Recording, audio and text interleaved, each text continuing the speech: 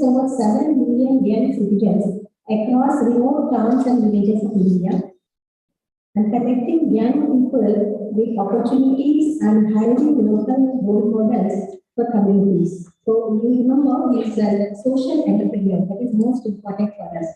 And Dexterity alumni have won major national and international awards, started their own initiatives, and received over 1 billion rupees in scholarship from topmost colleges of the world. With Dexterity's pioneering financial aid model, more than 85% of these children come from low-income families. The Telegram observed Dexterity is building the future of India, while folks noted it as equip young people with a mentality to solve 21st century problems. So, with this brief introduction, I welcome you, sir. We are very fortunate to have you.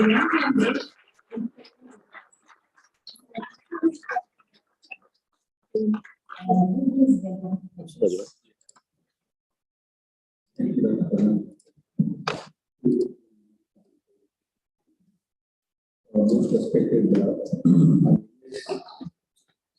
Shri Sharad, Sagar, and esteemed faculty colleagues, my dear students. We are really fortunate today to have Vivek with us. In fact, we are grateful to Swami Govardhan for suggesting the name of Vivek and also making it possible. Thank you so much, Vivek.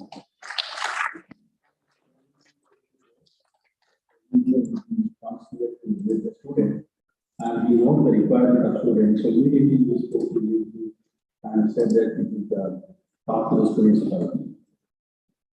Thank you so much. They give on behalf of the board and faculty and students. We welcome you to this sort of enterprise.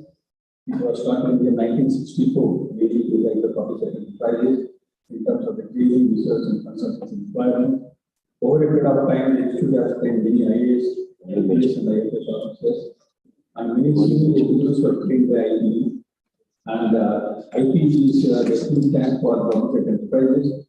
Any policy decision taken by the central government is based on the research output given by IPE faculty, whether it is privatization, restructuring, or disinvestment.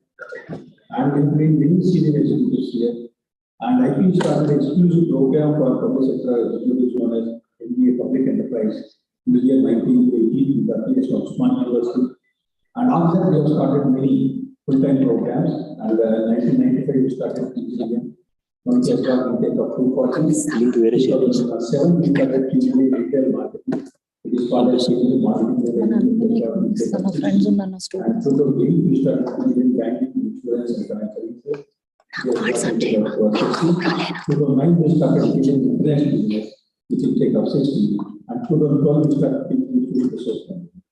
So actually, we have got intake of 540. So both first year and second year together we have 1,080 students. The second year students they are doing project now, and they will be joining the second year from August 16. So this group is batch of 22-24 from all over India, representing 5 different programs. So all our programs are approved by AICTE, and we also considered equal MBA by Association of Indian Universities. IPE has also got SAT accreditation, which is recognized in the SAT countries. So IPE faculty, 16 number, they do a lot of research, training, and consultancy that they bring their experience to the classroom in the form of case study. So, I take this opportunity to welcome you once again to the campus, and we look forward for your continuous teaching guidance so that you can motivate our students to take your pursuit. Please give a round of applause.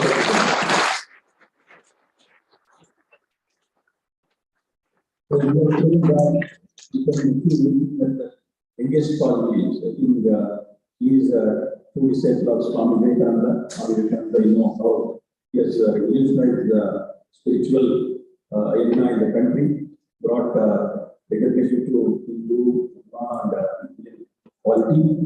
And Ramakrishna Math is doing human service for the cause of peace. And Vivek Sagar is also traveling all over the country and also motivating young minds, and we have already seen Sharad reading the achievements.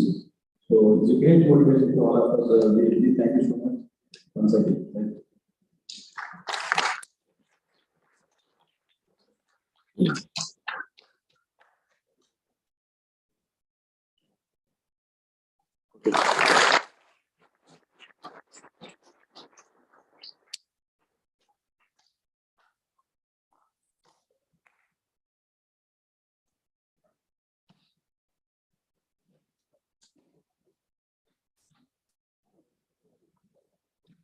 May I have an opportunity to invite Sharad, Vivek, Sagar to give his valuable speech to us, please.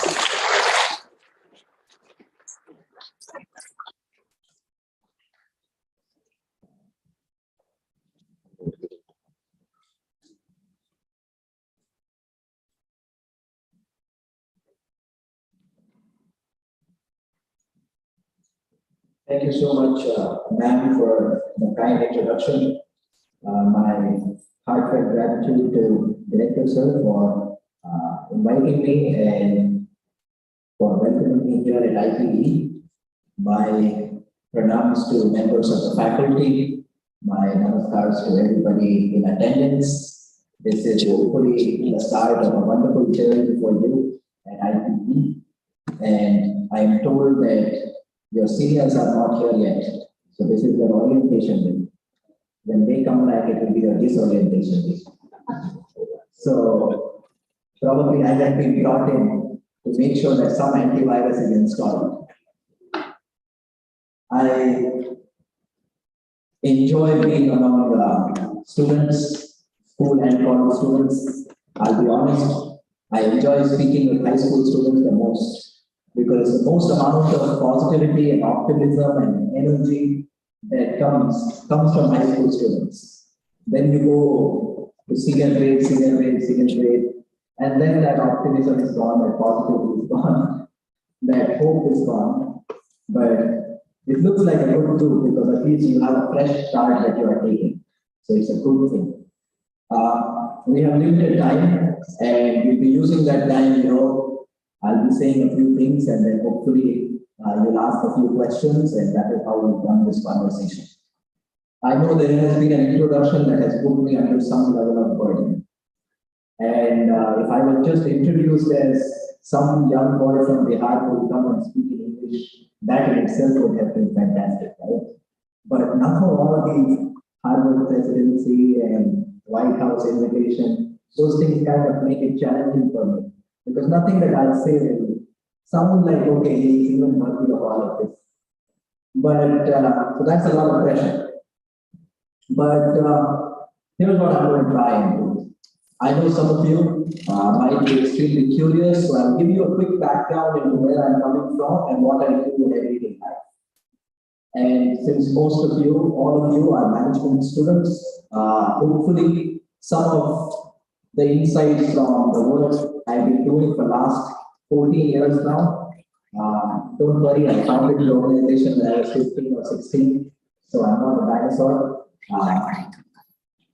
I started very young, so 14, 15 years of doing something seems like, oh my God, how old am I? But so I'll give you some insights from my personal background, the work that I do in daily life, and then the third part, largely, what I think where your management education can come to use for yourself, for your family, society, country, and the world. So my background, I have tried, last several years, I've been invited to talk at several schools, colleges, institutions. I've been working on shortening the background story. So the background, and I've been working, I was at Harvard till like 2 months, 10 days back, I guess. I've gone back to get my master's degree.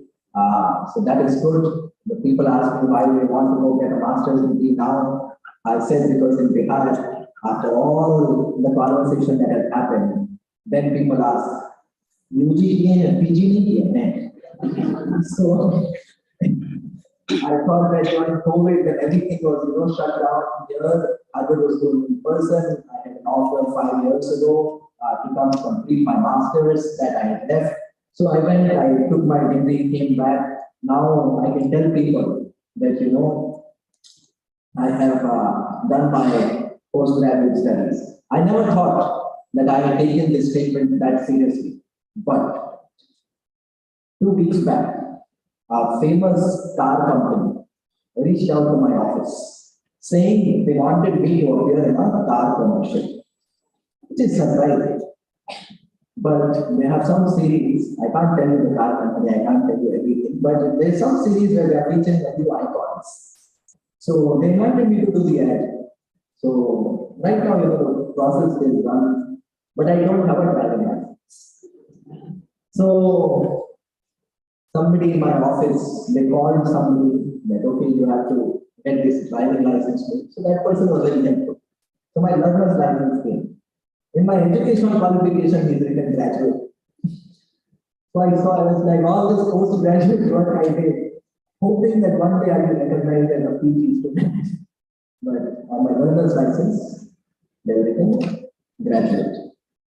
Those are all graduate, postgraduate jokes, but here's the basic thing. For the first 12 years of my life, I lived in small towns and villages of Bihar.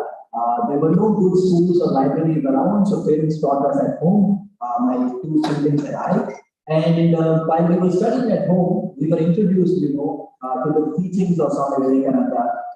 Vivek, my name comes from Swamiji. My father was very, inspired by Swami Vivekananda, and he had decided either to become a monk or if he came into worldly life, then he would name his kids after Swamiji.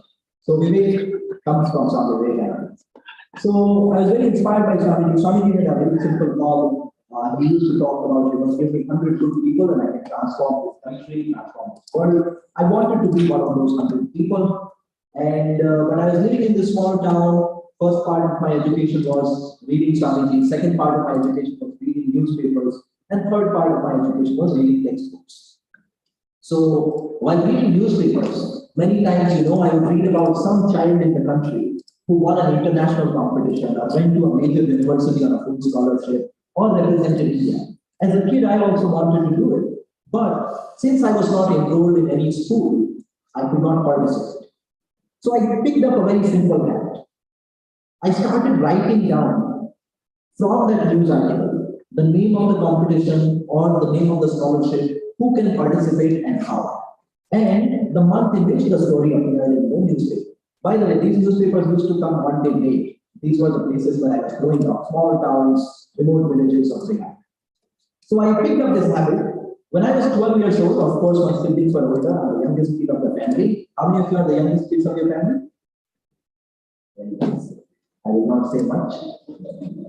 So I was the youngest kid in the family. My parents, elder siblings, they had to do their, write their board exams. So we moved with my mother to the capital city of Bihar, the city of Patna, which would go on to be my hometown, and that is where I live today. So when we came to Patna and got enrolled in a school, by now I had a diary full of opportunities, all these competitions, scholarships, conferences that I had noted down about all these years. And I started participating in all of these competitions. And what happened was, by the time I was finishing grade 12, I had won close to 200 different local, national, and international competitions and represented India in over 6 different countries.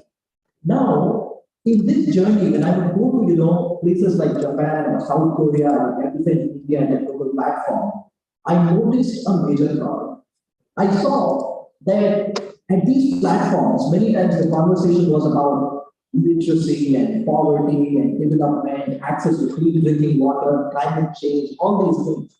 And the young people who represented India, they did not come from a background like mine. They did not come from small towns or districts or remote villages of our country. They came from extremely expensive, wealthy legacy schools of our country, something like a Boone school or a nearby mining school. And these were hardworking students. They were talented students. They deeply cared. But I felt that, most of what they were talking about in these global platforms, it was all informed by, Google search and their own research. They had not for a single day, seen what, access to clean drinking water means, what, impact of a power cut on a child's education, or, illiteracy or poverty firsthand. And I oftentimes wonder that if we are going to have a conversation at a United Nations platform about access to clean drinking water, and a girl child from a village in Rajasthan who has seen her mother go 1.5 kilometers to fetch a bucket of water, her presence at that platform will be so much more enriching and inspiring. That's her lived experience. And her comments, her ideas will probably be so much more valuable. At the same time, her presence will be very enriching and inspiring. And I used to wonder why such kids are not there at these platforms. And the idea was very clear to me because I've grown up in small towns and villages that young kids all across our country are hardworking and talented and they have big dreams and want to do good things. The only difference is they don't know that these opportunities exist. And I would not have been at these platforms either if I would not have written down every opportunity from the newspaper, month after month, week after week, year after year. So in 2008, as a 15, 16-year-old student, I decided to build an organization that would connect young people with educational opportunities in real time. Real time in those days meant that month you'll get to know, it's not, your mobile application real time. So it's like that month you'll get to know any scholarship, competition, conference, workshop that is being organized, especially for you as students. The second part was, remember the Swamiji idea, 100 workers transforming the country. I felt that, I of course wanted to be one of those 100 workers. But given our population, probably we need tens and thousands and even maybe lakhs of workers who, go to the grassroots of our country and do the important task of nation building. And the idea was very simple in my mind. We need to build grassroots leadership in our country. We do not need somebody from Massachusetts coming and solving problems of Mumbai, and somebody from Mumbai going and solving problems of Muzaffarpur in my own state.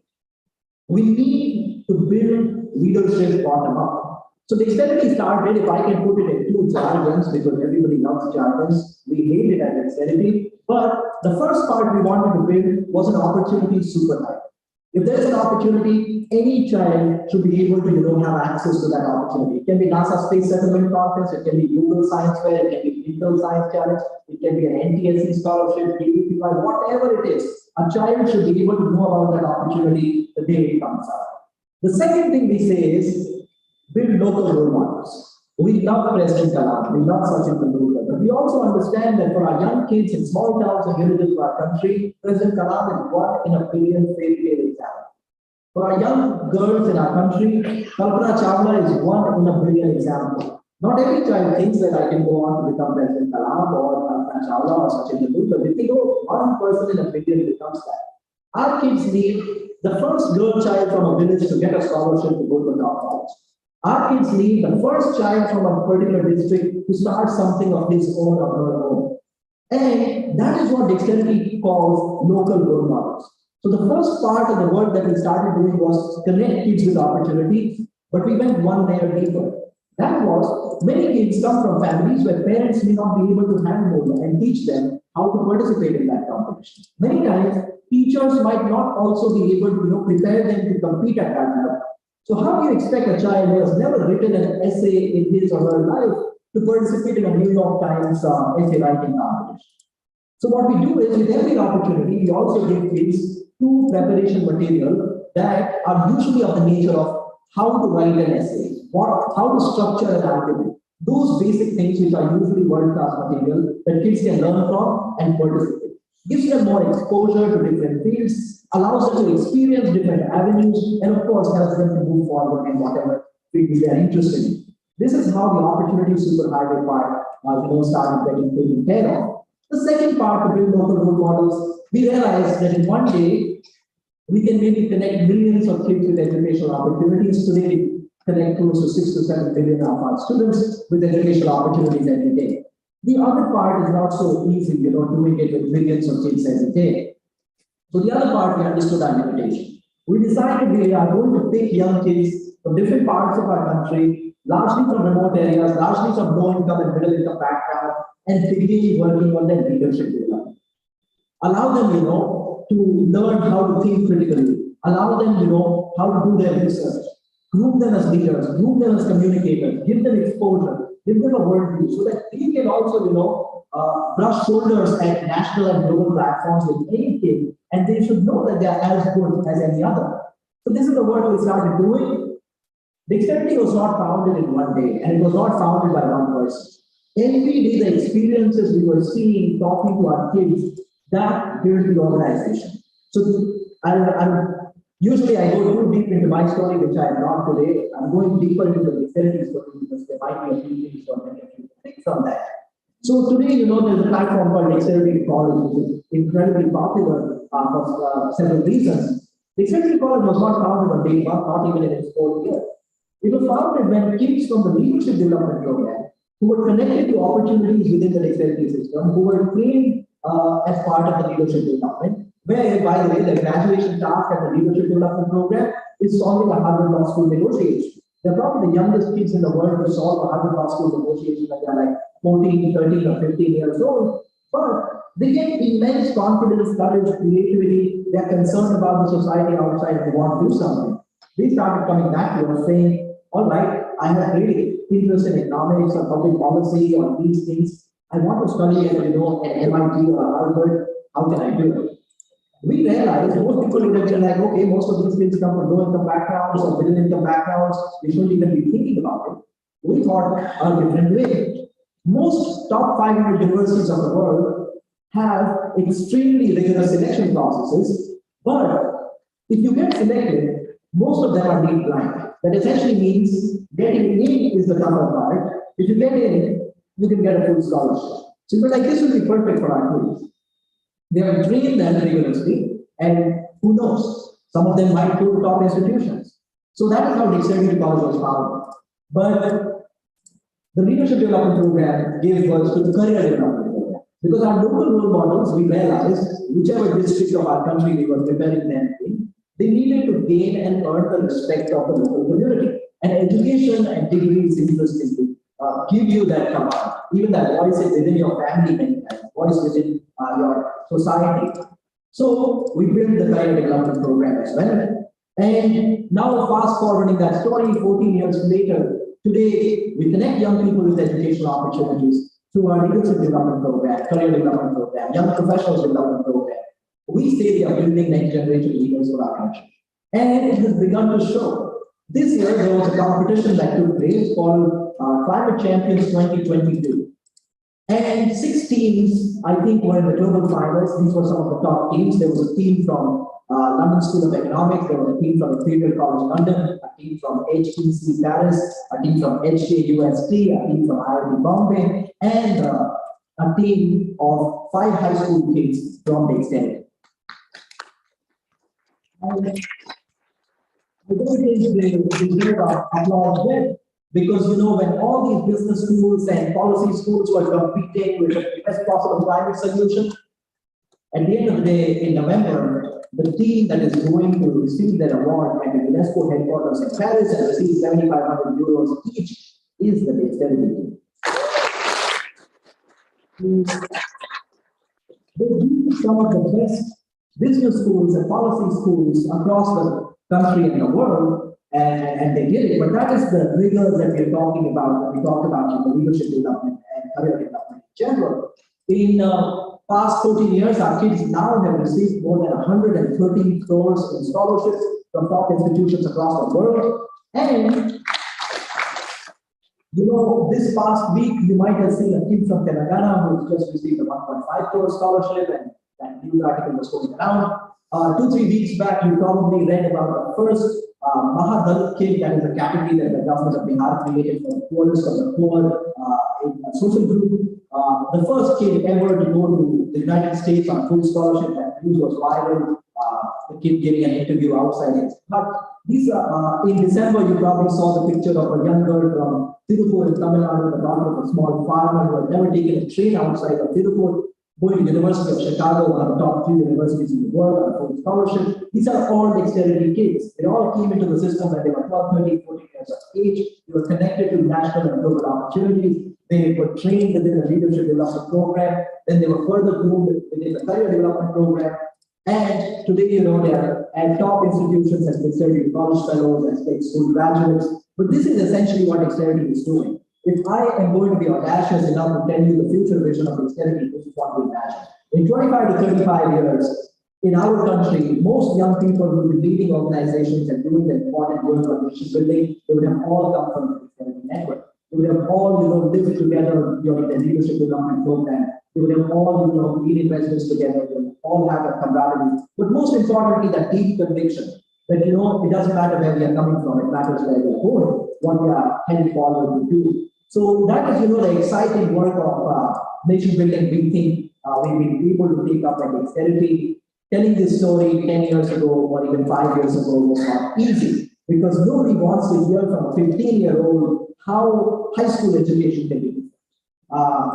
People ask me, what is the biggest challenge getting started with Dexterity? I said, principals do not want to hear from their own students what to do. I was telling other school principals what we could have done. So this is essentially what Dexterity is doing. The results have begun to show in the last 14 years. 11 regional ambassadors with the United Nations platforms have come from the Dexterity network. 11 ambassadors in the last 14 years. So many of these things are phenomenal and wonderful and it is very exciting.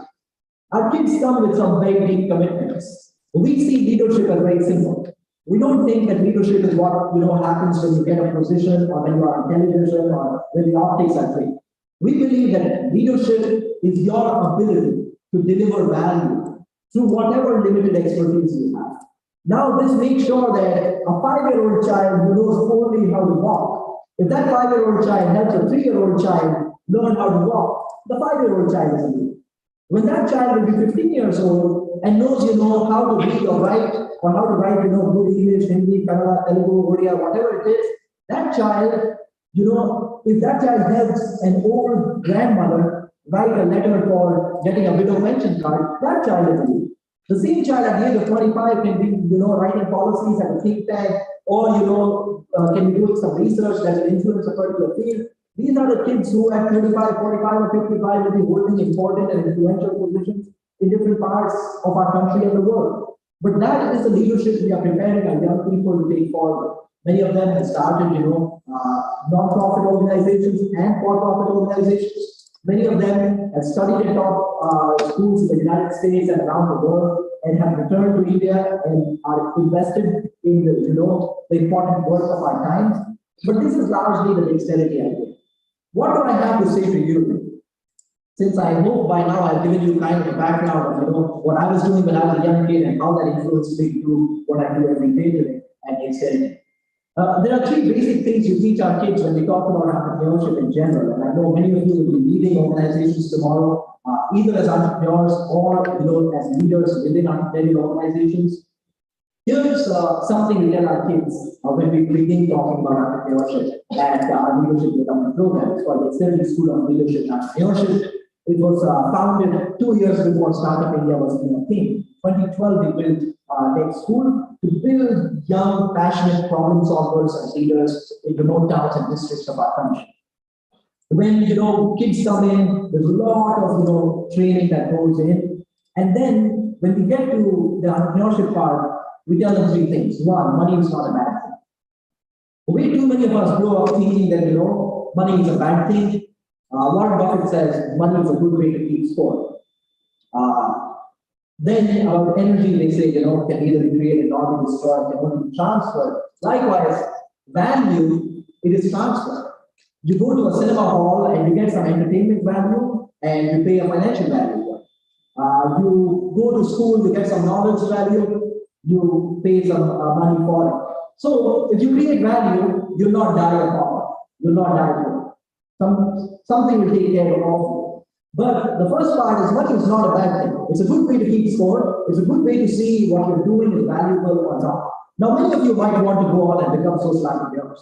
Here's a very simple thing. When newspapers started, people who used to write in the newspapers used to pay money and then write. Then that entire business model changed. People who write in newspapers started getting money, and advertisers were the ones who started, paying money.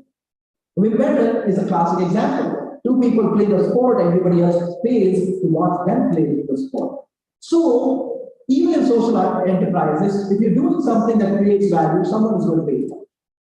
And the news that I have for you is I've worked at the grassroots long enough. Many times, Dexterity has a wonderful, beautiful financial aid policy that says, pay only if you can. And like any great institution in the world, it today draws from, the richest of the rich to the poorest of the poor kids of the country but we don't care because kids are not, born rich or poor. They're kids, and if we are able to tap into their potential and energy, maybe it's a rich kid who has, the idea of a cure for cancer in mind. We can't shut the kid out because the kid is rich. We need to train that kid rigorously. And Dexterity, we call our way of education semi-monastic, semi-military. Semi-monastic, detached from results and deeply dedicated to the process. Semi-military, because it's not, fashion competition that you take the already attractive looking and then you rank them. It's a military organization, as in that anyone with who meets the bare minimum requirements and wants to serve the country can come in, and then we can train you rigorously, and then you can move forward. And that's the reason why there are some things within the Dexterity system. We say if you're 4 minutes early, you're 1 minute late. Nobody is ever allowed into a meeting if they're not 5 minutes early.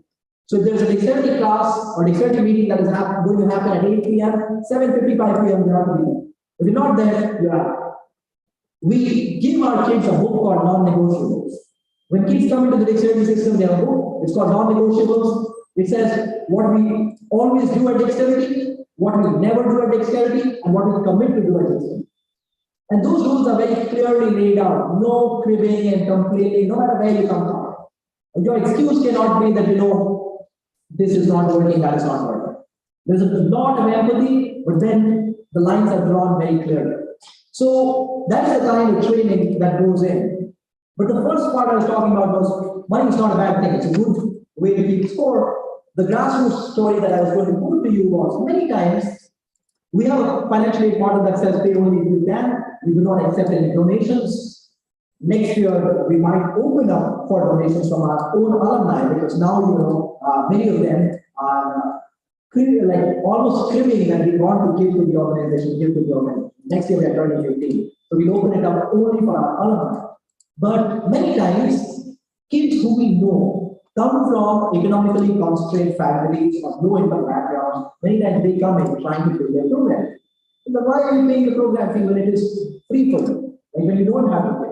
By the way, by free we mean you still have to pay 10 rupees. That is a commitment to 10 Dexterity values that we put forward. So 10 rupees is a token amount that everybody pays once, not every day or every month. And these kids they tell us, no, my mother kept aside a little bit of money, saying that if I do something, if I write an entrance exam, or if there is something educational that I do, she wants me to pay this money. So you'll be surprised that even at the bottom of the pyramid, there are a lot of people who might not have a lot of resources, but they also see value in a lot of things. So that's something I hope you carry with you. The second part, money is not a bad thing. Second part we tell our young kids is business is a good thing. When you're trying to bother somebody a lot, people tell you mind your own business. That essentially means that if you have a business to take care of, it's likely a good thing. Businesses have changed the world and transformed the world. The only problem is that we don't have enough conversation about that. When Henry Ford came up with T4, the first automobile model, it connected a grandmother with a grandchild quicker and faster and safer. When all new innovations happened in the world, when new businesses came, they changed the world for the better. People love Bill Gates and they say, oh, Bill and Melinda Gates Foundation, great work. They ignore the fact that Bill Gates changed the world with Microsoft as well. Overall human productivity went up by trillions, hundreds of trillions of dollars. He made it easier for people to do their work on spreadsheets for themselves. He made it easier for people, to get access to Microsoft Word and PowerPoint and whatnot. So Bill Gates changed the world with Microsoft as much as he is with the Gates Foundation. And that clarity our young people should have. You can build a product, you can start a service, you can provide an information that can be life-changing or valuable for the society. So it's an important thing to keep in mind. And then the third thing that we say is, even change needs a business model. Some of the greatest independence movements in the world, and in fact, we are celebrating the 75th year of our independence. That too, it took great dexterity from people like Mahatma Gandhi and all others to pool in resources, how the stages were made. Many times they put, 3 cots each on top of the other in order to make a stage for Mahatma Gandhi to come and speak. They would bring funding from people who are wealthy. So even to sustain a national movement, even to sustain a social enterprise, you need money. So you'll have to figure out a way you make that money. So those are three things we usually tell. That's like a soft conversation we begin with when we teach our young kids entrepreneurship. Money is not a bad thing, business is a good thing, and even change needs a business model. Largely, towards the end of the larger conversation, there is something important that I'll say and conclude, because this is something that brought me into the work that I'm doing today. There was a generation in our country, and the greatest generation in any country can be the one that walks us to freedom.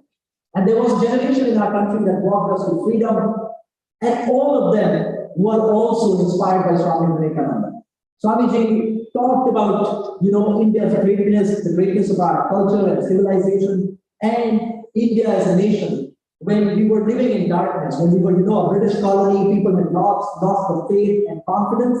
He went to Chicago, he went around the world, and he awakened the Indian masses. Mahatma Gandhi said that my love for India grew 1,000-fold when I met Vivekananda. Nehru said that Swami Vivekananda was the fountainhead of inspiration. Netaji Subhash Chandra Bose said that, if Swamiji was alive today, I would have been at his feet doing his work. That is the level of inspiration these people took. In that generation that got us freedom, we are never told what they were doing when they were our age, when they were your age. And that is Dexterity's core founding idea. When Mahatma Gandhi was in his teens and 20s, he was studying at a place called University College London, which was one of the best universities in the world then, and it continues to remain one of the best universities in the world today. When Pandit Nehru was your age, he was studying at a place called Cambridge. When Sardar Patel was your age, he was studying at a place called Middle Temple College in the United Kingdom. When Babasaheb Ambedkar was your age, he was studying at a place called Columbia University. They went to some of the best universities in the world. And the expertise that they gained, they connected that with the people of our country. They connected that with the larger cause of our country. Their education, however, would have been incomplete, because I'm sure in that generation that went to UCL, there were many people. One became a Gandhi. That generation that went to Columbia, there were many people. One became an Ambedkar. So it was not just education and exposure and global worldview alone. It was also that commitment to service, that commitment to talk to people. Siksha, Seva, and Samvad, as we talked about it within the dictionary system, world-class education, work and deep commitment to service, and establishing dialogue with people, from cab drivers to our own grandparents to people who will meet down the street. There can be no better market research than talking to people, talk. It's going to educate you, enrich your ideas, and many times in future influence your decisions in a way that many other things cannot. So they were able to connect their education with the people of our country through their travel, through their conversations, and through their deep commitment to the larger national cause, the independence of our country was. That generation did great. The next generation, around 1947, the young men who were graduating from college and returned to our country. One man comes back from the University of Cambridge with a PhD by the name of Vikram Sarabhai, and meets with the Prime Minister of India and says, space should not be the fortress of just Soviet Russia and the United States of America. India should enter space as well, and builds a space program on one end, and also one of the greatest management institutions in our country. Ahmedabad Management Association and Indian Institute of Management, Ahmedabad, both were pioneered by Vikram Sarabhai. So you look at the education of Vikram Sarabhai and how he pushes us into a space program to a degree that Hollywood today makes movies for a particular budget on space, and for a quarter of that budget, we actually do moon missions and other space programs. That is the greatest for space program. A young gentleman returns from Michigan State University with an education in dairy technology, goes to the sleepy town of Anand in Gujarat, meets with a gentleman by the name of Tribhuvan Das Patel, and together, in a country where our young population was not, getting enough milk to drink, in that country, they start working on a billion-liter project. And in 1998, India becomes the largest producer of milk in the world, overtaking the same United States of America that Marcus Kurian left and came back and started Amul in this country, and heralded an entire white revolution. When we did not have enough brains in our country, MS Swaminathan heralded a green revolution. In this country, at the age of 30, a young civil engineer was given the job of connecting Rameswaram to mainland India when a cyclone hit the holy city of Rameswaram and Pamban Bridge, the only bridge, came falling down. All senior engineers were given the task of, fixing it. Everybody said, no, we cannot do it in 180 days. That is the time the government was giving. And a 30-year-old civil engineer said yes to that job. And then he went to his seniors and he asked them that I have to connect Rameswaram with the rest of the country. I've fixed Pamban Bridge in 180 days. How can I do it? They said, you got fooled. There's no way in 180 days you can connect Rameswaram to the rest of the country. And this civil engineer got to work. On the 45th day, the Parliament of India was debating that by when will we connect Rameswaram to the rest of the country, and the person answering did not even know that everybody else has surrendered. He said within 2 months it will be done. Except to the surprise of our country, on the 46th day, the headlines in our country read that Rameswaram, that Pamban Bridge had been fixed. Rameswaram was connected to the rest of the country, and a young civil engineer, 30 years of age, Shri, had done the job. Shri would go on to build Konkan Railways, the most challenging rail project in our history probably, and gave to our country Delhi Metro and so many other projects after that. When Forbes interviewed Shri, they complimented him on Delhi Metro, what it was, completed ahead of time, money was also saved, and it was punctual and X, Y, Z.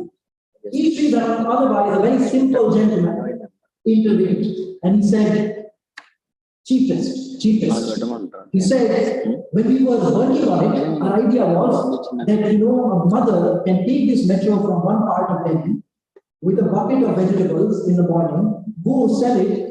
From the money she gets, she should be able to, pay back, like buy the metro ticket, go back to the place and be reunited with the child safe enough. The cheapest was at the core of our, idea. So this is what many times as young people, you start looking at Elon Musk and everybody else looking for purpose and passion and whatnot. This is essentially what purpose is. When you're working on something and you have visualized what long-lasting, last-mile impact this world will have. And that clarity that Shri had, not surprisingly, when a book was written on his life, it was not called the Metro Man, it was not called the Civil Engineer, it was called the Karma Yogi. And it is so fitting because his commitment to work was, stay on the path of righteous action, stay selflessly dedicated to what you're doing and take it forward. But the reason why I talked about that generation that walked us to freedom and how they put their education to use, the reason why I talked about that generation that got to the important work of nation building right after we gained freedom is because our country needs a new generation of servant leaders, a new generation that will get to work.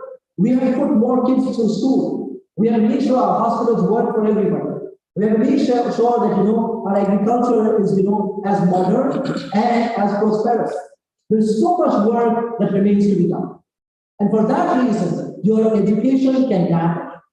For that reason, the country needs poverty managers. Majority people that I talked about were all incredible managers of great organizations. To the degree that the man who was building the space program also wanted a quality management program in this country. So you're blessed at this point in time to be at IPE. Next 2 years, what you are learning, you're not just learning it for a paycheck or placement or, just getting out of this place. It should be to deliver that idea of leadership. Your ability to deliver value with whatever limited expertise you have. To be useful to your family, to society, to country, and to the world. And more importantly, as young people, to be able to take that challenge. And the reason why I gave the Elon Musk example is, I meet a lot of young people who are very passionate, but for 2 days. Or very passionate and then they start something, but only for 2 months. You need to be peacefully passionate.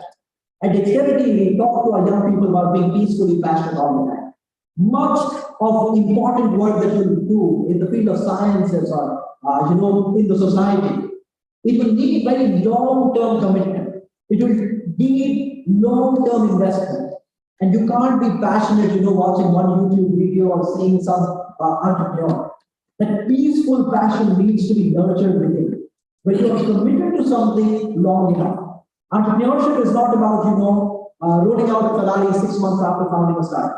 It's not about being rich, powerful, or influential. It's about really identifying something that you want to do.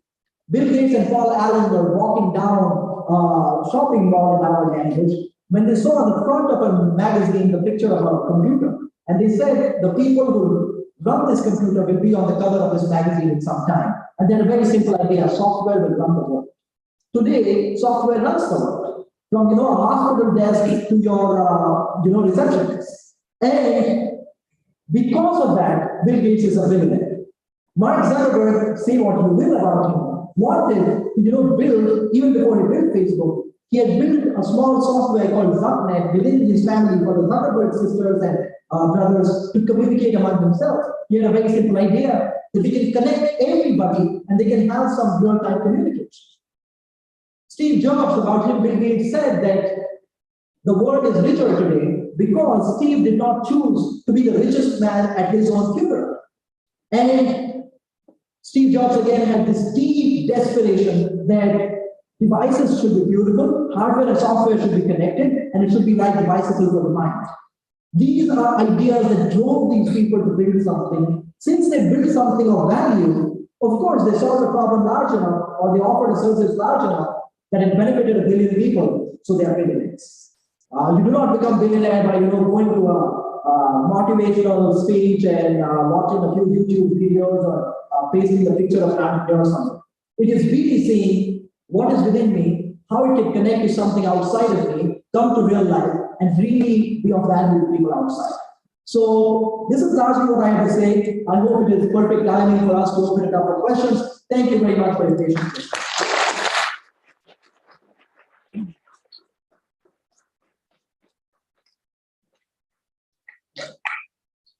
If you have questions, please raise your hand. Yes. Please also introduce yourself as in your name and your city. Thank you, Sharad. My name is Manik sir. My name is Akshat Agrawal and I am from Uttarakhand. And my question is that before, like whenever you are going to participate in a competition or as it is in the business line, you are going to start something new business. So we already see there are already players who are better than us.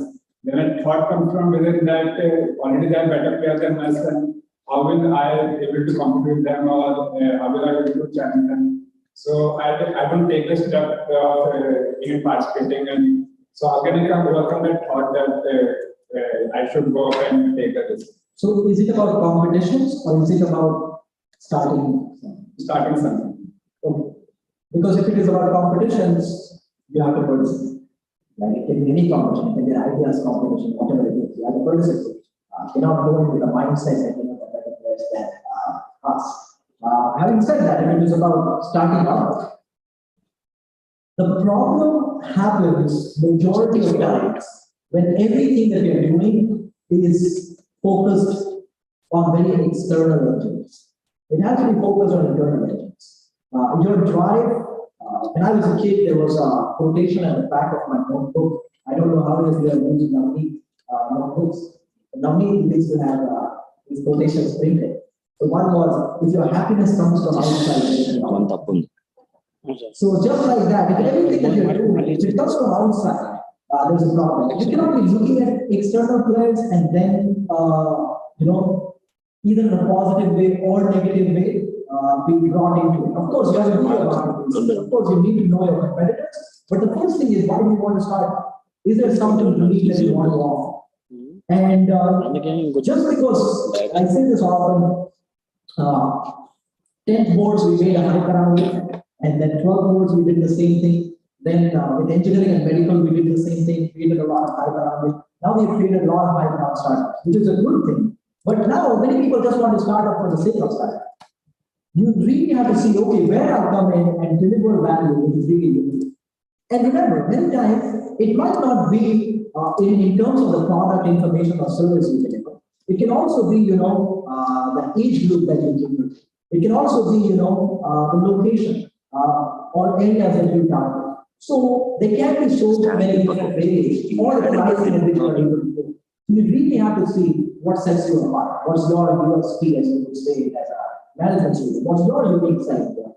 And remember, many times it's a good thing that there are people in the market because they've already created some room, some want, some need, and also further pain points with their own service. Many companies today exist because somebody else came in and created the market, and then while operating in that market, created a few more problems and unique needs, and somebody else will then just start, solving. So for that reason, you have to see what you really uniquely want to offer, and then move forward. And you should work on as many ideas as you're passionate about, and then see what you can really.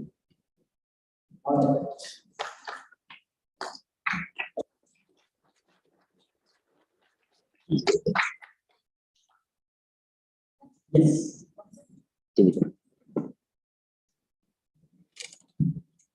Hi, sir. My name is Okay, yes. My name is Kishore, and I'm from Kolkata. My question was, how do you teach grievous failures or rejection? How do you rejection? Because success is something that everybody can handle, but sometimes it gets over. But how do you teach to be modest and to deal with failures and rejections? Your insights on that. Thank you. I love the question. I wonder if I have my non-negotiables on my phone. I just read out the non-negotiables. Because even if I don't find it, I will, just tell you one of the non-negotiables that we have. It's called, you have to be the same. It basically, we are the same people on our best day and on our worst. So this is part of the Dexterity non-negotiable. I think I might have it.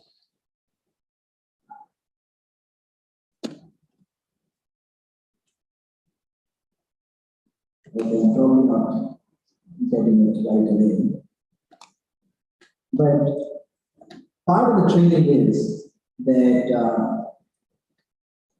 I won't waste your time. So part of the thing is that Dexterity, it is about doing your job. It's as simple as that. You don't have to think about what is going to happen at the end of it. Do it for the love of it.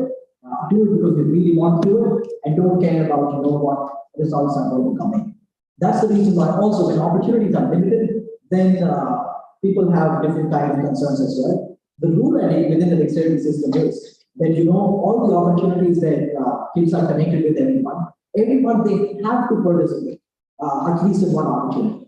And it does not matter whether they fail or they succeed.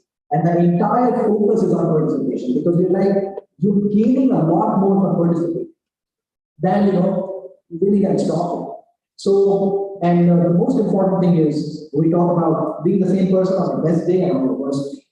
And that part, one time I asked the Dexterity kid, why do you think we say that? And the kid gave an answer that I would think that a lot of places. He said, sir, so that our excited self or upset self does not make decisions, which is almost like a phenomenal way of putting it. But the core focus is, do your job. Your job is not to hand out the prize. Your job is to handle it. And that's something. It's our kids love the program. We love our kids. They love Dexterity. It's a great family and everything. But I always tell our kids, them that you are supposed to hate this training. How do you love it?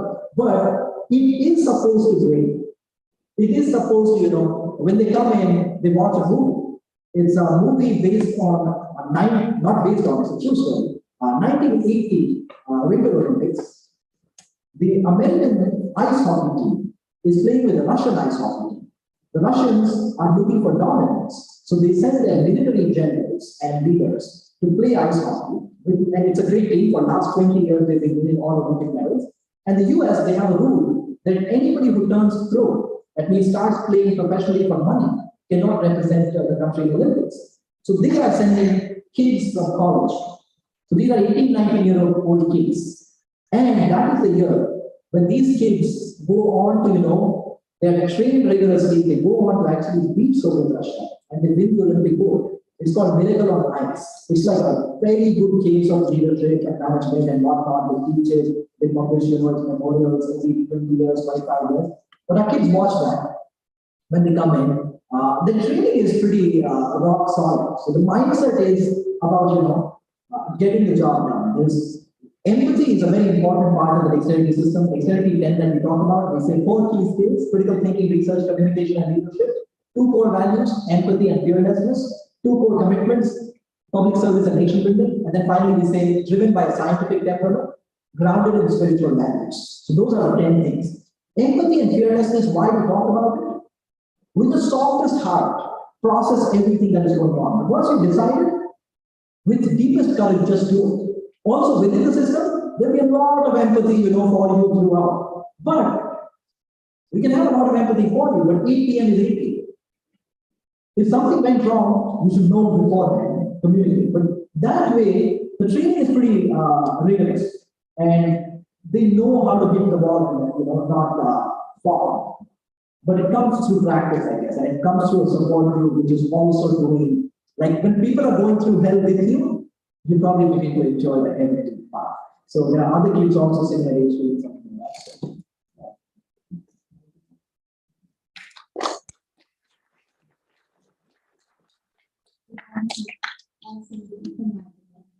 So, we have a lot of details training that goes on. So, I want to ask you a question. What is important for the group of mental health? Because we go through a lot of anxiety or, for that matter, pressure they have to get into such prestige universities. So, what does that do for the mental health of the kids? How to take care of themselves and compete with everything they are doing in their lives? Thank you for asking that question. We tell all of our kids that, we all have mental, and some of us have mental illness. And that is a distinction we should be able to do, firsthand. And every child, because, many times mental health as a word, to many people sounds as mental illness. Just like we all have physical health, and then some of us have physical illness. And just like that, all of us have mental health, and some of us also have, some issues with that. So we begin with that recognition. Second, it's a fun thing. At the end of the day, it remains a fun thing. I know, and this is probably on record, but here's the thing. We are not expecting anything from our kids. Also, going to top universities does not need you to, kill yourself. It's just a lot of joy. Write better, read better, are curious and those things. That's the reason why they don't have, they don't select you based on an entrance exam score. They see who you are overall as a person, because they are actually as cognizant of, overall growth. There's something that I personally do not agree with a lot. Today, what has happened is, in the name of mental health, parents don't tell their kids anything, teachers don't tell their students anything, schools don't draw lines at any point. Somewhere, and that's the reason why the non-negotiables document. When you come in, you're given the document, you're asked to go through it. There is a system where, if there's something, you're running late, if something's wrong, if something's gone, haywire in the family, you'll be surprised. It's not part of my day job, but how many families I have to get involved with in order to, make sure that the kid is in a good condition within the family. Because many times, and today increasingly, more and more families have internal issues that impact students very, very adversely. So in all of those cases, they are jumping. But here's what I'm saying. Can we begin with the recognition that everybody has mental health, and thus we have to take good care of it? Many people will also have some issues, and we have to make sure that, they are in a good space and safe space. Having said that, can we also ensure that 8 p.m. is 8 p.m.? Can we also ensure that if you know 1 month ahead of time, the 28th of August is the deadline, it is the deadline. And when you see that it is the deadline, and you, because of your limitations, cannot meet it, can you sincerely, 28 days in advance, say that you might need 20 more days, as opposed to mental health coming to life on 28th of August, when the deadline has appeared. And then you're like, oh, by the way, I have a mental health issue, so now I need 20 days. Okay, if it was sudden, if it was in that moment, good enough, one can have that conversation. But all I'm saying is, as a society, we need to be so much more thoughtful about the mental health of all our young people, and yet work with them to establish mutually agreed upon lines in terms of very objective things, without which success at any level, including functioning as a normal human being with integrity, many times becomes a problem. So when I say rigorous, it means show up on time, do your job, communicate or intimate in advance if something is not right. It should be a basic human expectation. Unfortunately, today, I have personally seen at a lot of places it does not happen. And it does not happen because people are trying to be empathetic. Expectation for excellence is interestingly, there's a wonderful article, it's called 6 E's of Character Education, how to build character of young people. And example is one of the E's. One of the E's is expectation of excellence. People talk about education policy all the time. Before NEP, many times I've asked this question, post NEP, I've asked this question, and I always say this, that you can have the best policies written in Delhi or in Denmark or wherever, but the teacher who's entering the classroom to deliver that content, or the student who's coming in, if the teacher walks in with the mindset, with the worst education policy, then one of my kids is going, or my children are going to be like Kalpana Chawla, chances are the teacher is going to churn out individuals for excellence. If that teacher walks in with an expectation that all these boys or these girls will get married off at the age of 17 or 18, what do I have to do? Even those who are going to do well are going to do exactly what the teacher expected. So that expectation for excellence should never be taken away from our kids. It's not always great. Our kids go to kindergarten for a lollipop or a candy or a chocolate. They don't do that all their lives. So that balance has to be maintained. So that is my overall thought. Not for a second should we take away from our kids the cognition of the fact that there is mental health and there are mental health issues.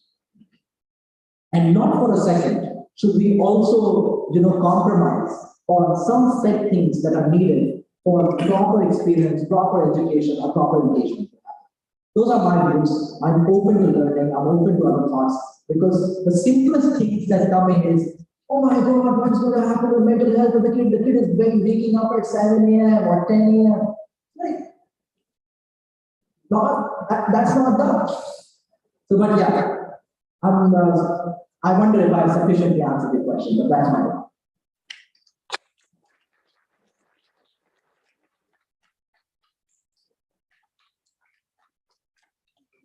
Some people like it a little more than others, huh? Yes. Good morning, sir. My name is Lakshmi Rajpur. And my question is, how do we stay invested in something that we really want for a very long time? How do we, One thing I want to recognize is this is the first name that I heard today. As people say, my name is Nakamata. So I don't know the first part. I probably heard Sindhu's name as well. Yes. Else the other names I was like, I heard Agarwal. The second name I heard, first name I didn't hear. But thank you. I think the answer is in the question itself, really invested. If you are actually really invested in something, you won't really have to kind of remind yourself too much, but here are a couple of things to keep in mind. If you are every day able to ask yourself a question, and have a clear answer or an evolving answer for it, it is very easy to do. And the question is, why do you want it?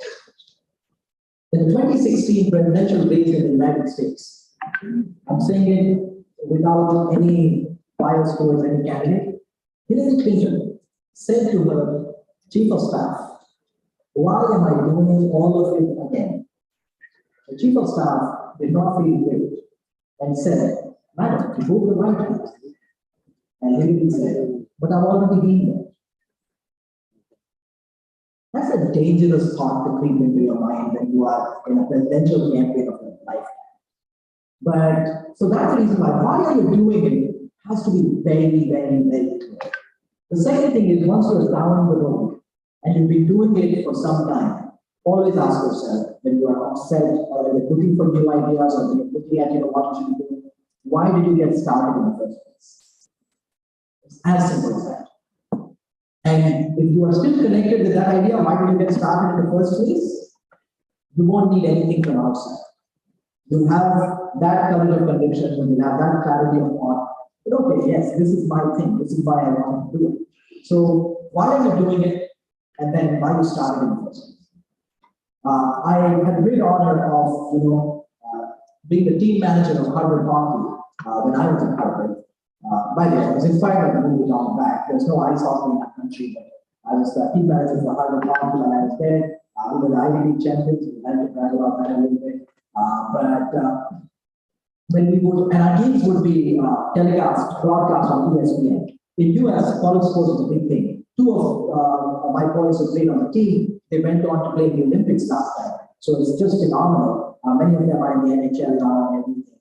So when we would take a jump on ice, in cricket, how you come from the dugout. In ice hockey, when you enter the ring, the wallpaper that we had, that we would see and then we would enter, it used to read, how hard would you play if you knew this was one last time you were playing hockey? And it was phenomenal. Every day you see it, and then there's actually that one last time you're playing at home. That one last game of the season that you're playing at home. That one last playoff game that could send you to the championship. So we saw that every day. And there was actually one last day, and thank God we played hard enough and we earned that ring, so it was very good. That championship is going to stay with us.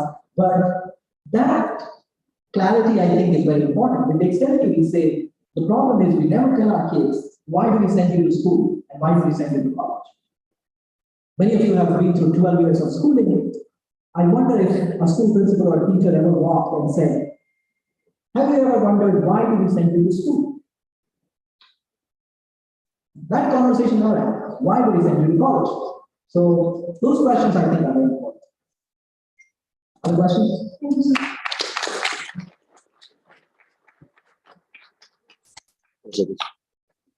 I am Nitin, sir, and I am from Hyderabad.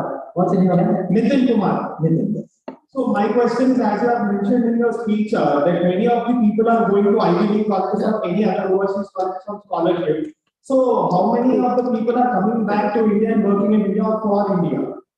That's a wonderful question. Our young people are so. High school में debater. When I was in high school, I was a debater. So I know, like those kids clapped because they were like, "How pucha."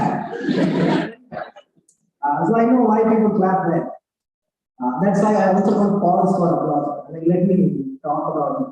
But very good question. I'm going to tell you three things. The first one is, in 2002, President Kalam went to Poland. This was right after the earthquake. And one kid got up, and one girl child, she got up and she asked, so all the schools were rebuilt. President Kalam was inaugurating the rebuilt schools after the earthquake. And one girl child, she got up and she asked a question. President Kalam, we like you because you are a patriot. You did not stay abroad. You came back to India. What do you have to say about all those people who stay abroad? President Kalam could have easily been a populist and given an answer that everybody would have applauded. But on the contrary, an absolute gem of a person, he said, you see, India's mission in the world is to transcend the barriers of knowledge and bring more information, bring great services, bring great products to the world. That is what our Indian people are doing everywhere. So that is very important. He said that. Second part of my answer.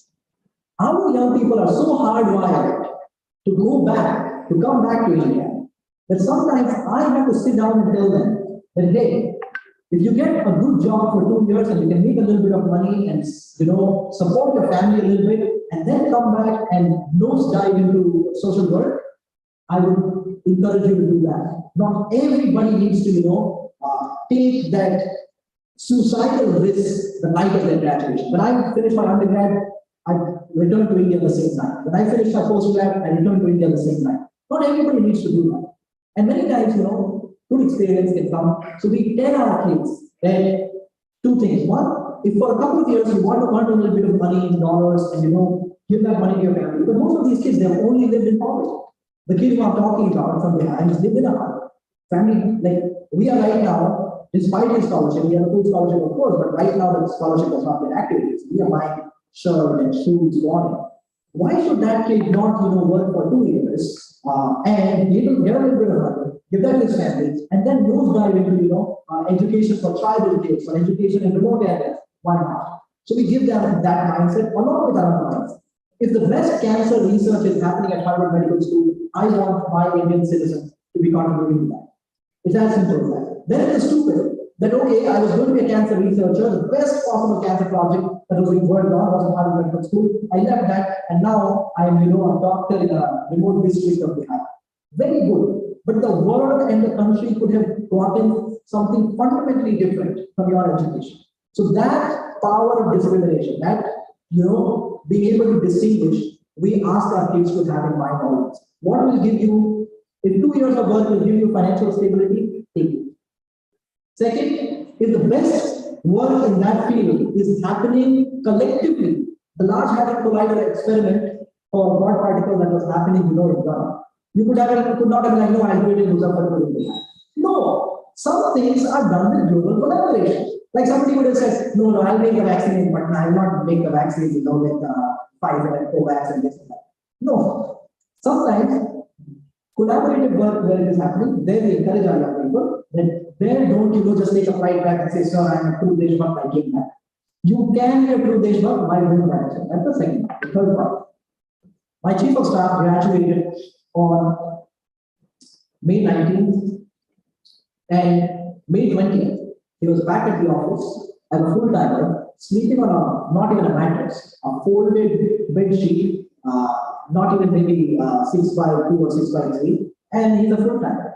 At Dexterity, nobody who works as an organization has come from outside. They are all Dexterity alumni who have gone to top institutions across the world, came back, they live in the office, they don't draw a salary, they sleep on the floor and they do this in front of every single candidate who I know, every single Dexterity college fellow, because we meet every month, 99.9% of them return on the night of their graduation.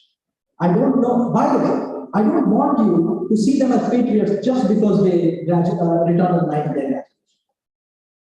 See them as patriots if they also deliver value to their education. Else, you could be more dedicated to India in Houston, Texas, and less dedicated to India in Hyderabad. So that difference, the simple narrative, देश वापस आ गया, वो देशद्रोही नहीं आया, ये सब नहीं होता. वो होता traffic में at a traffic stop, somebody who is taking 50 rupees and then letting you go. He's not doing very important work of nation building. So that's a threefold answer. Keep President Kalam's answer in mind. Second, we tell our kids this because we know they almost feel guilty if they stay one day longer away from the country. So we tell them that, hey, the most important project is happening somewhere else. Feel free to come into that, come back. These are kids who are going to be 21 when they graduate. They have the rest of their life ahead. And then the third part is that currently 99.9% come back. There are a couple of them who we have recommended that we know your financial condition. If you're getting a good job, why will you not work for 2 years or 3 years? And why do the poorest of poor kids in India carry the burden of leaving everything and nose diving? Why? Other people who come from where can settle in Texas and Ohio. So I don't throw on my kids the deep moral obligation that on the night of graduation they take a flight back. That kid has a living mother or a father who needs a little bit. So I know these issues can media and film make these things look very passionate and all that. Man, these kids have a lot of peaceful passion. They're going to work a couple of years anywhere, but they're going to give their lifetime to this country. That I can say without.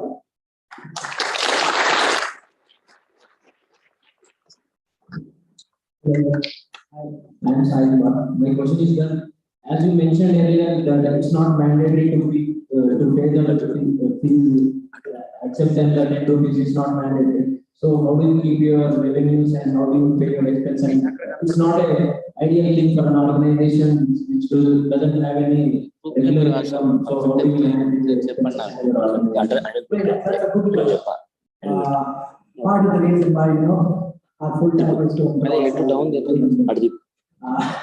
But no, I think we are doing decently well. Perfect. Earlier, it used to be a challenge because you know, Okay, sir. in 2008, Up down ఉంటుంది just కదా, begin to ఇంకా updown imagine how many people Okay, were okay, willing adjust it. to push their kids into something which was title చెప్తూ చెప్పండి sir నాకు ఇంకా అది And in 2008, అర్థం కాదు how many ఊరికే low middle income families could even imagine that their kids could, you know, win competitions at UNESCO, win awarded in Paris, go to Harvard or Georgetown or Stanford, those kind of schools. So the numbers were very low, the impact was not visible. Education is an investment that many people do not do because the impact is not visible in a day. It is 15 here. So I am being able to, you know, speak with an example for everything, an idea for everything those days. Then there was nothing like that. But I can tell you without doubt that the model is pay only if you can. And around 80% of our kids used to be on financial aid and 20% used to pay, and that used to keep the lights on. That number of people who can pay that has gone up because, you know, 2016 President Obama invited me to the White House, and then one money of everybody started, you know, bringing me in. The word has gone out a lot, and you know, a lot more people are entering the system. So revenues are pretty strong. So we're doing well. It is sustainable now. When it was not sustainable, I was on a full scholarship as an undergrad. So I used to get around 3 lakh per semester as pocket money. So I would put that. I won $200,000 entrepreneurship challenge. First year student was likely the youngest to win 100K.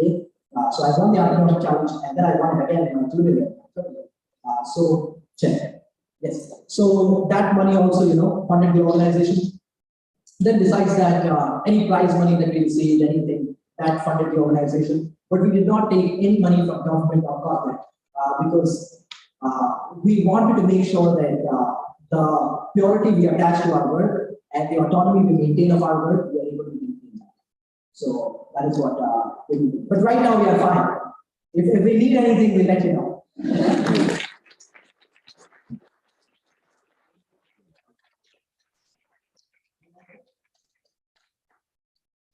Thank you very much, everybody, for your patience.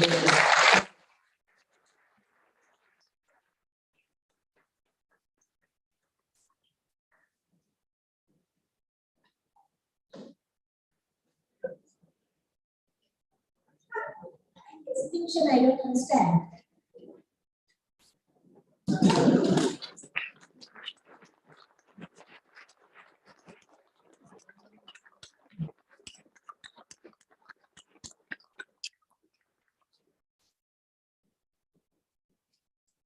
Very inspiring. If age is not a constraint, I feel like joining the institute. That is how we got inspired. And he travels around 20 plus states and gives around 200 lectures in India. And he is a member in syllabus revision committee of Michigan State University. So I'm sure that soon he is going to be given an honorary doctorate by any of the world and renowned universities looking at his profile. So we wish that Vivek Sagar. Thank you so much.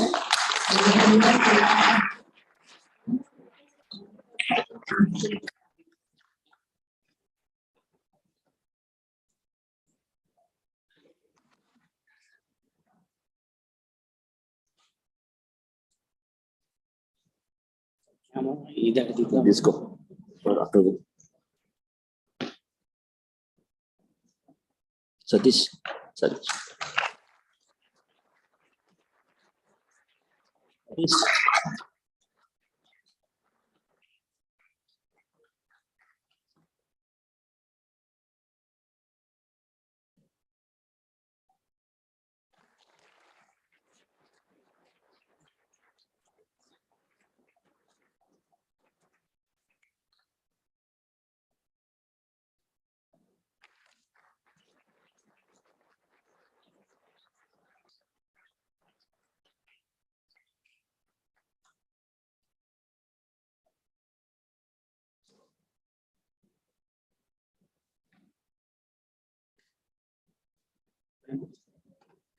Thank you, everyone.